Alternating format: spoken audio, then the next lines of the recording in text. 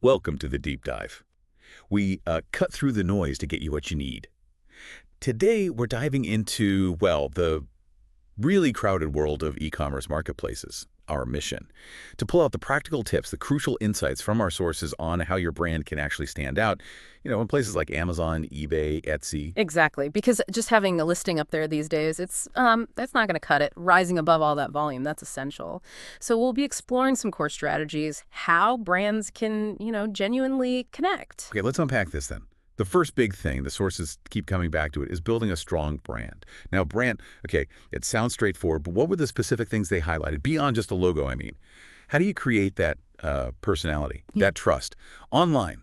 Yeah, what's fascinating is how absolutely fundamental this is. The material, it really stressed consistent visuals.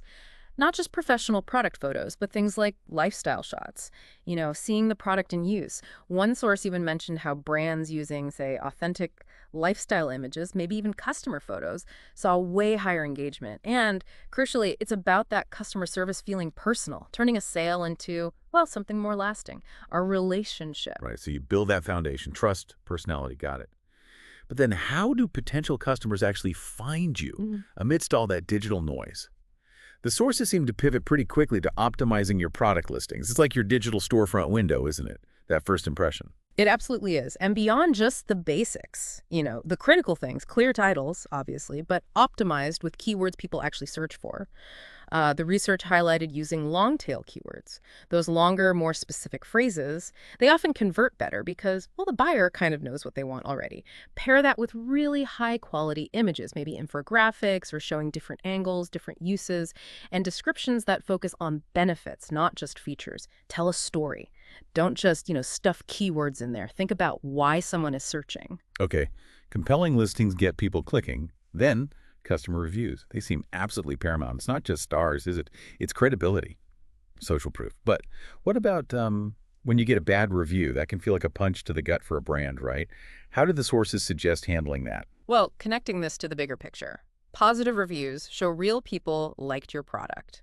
That's often more persuasive than any ad.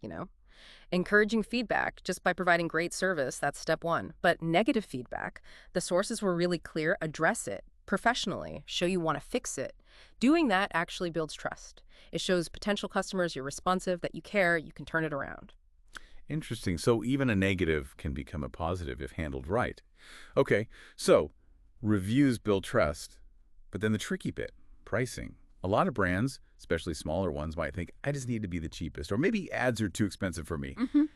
What did the sources say about that race to the bottom on price?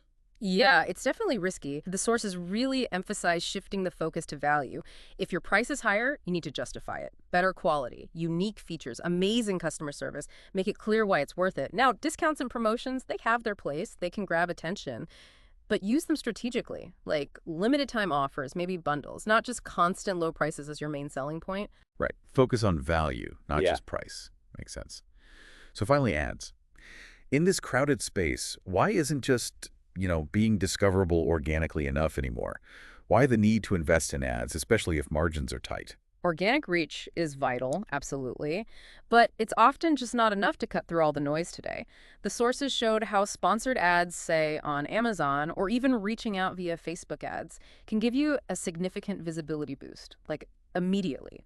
Organic growth takes time, ads can shortcut that, and maybe more importantly, they let you target very specifically. You put your product right in front of the people actively looking for what you offer. Okay, so putting it all together for you listening, what does this deep dive tell us for 2025? It seems combining these strategies is key.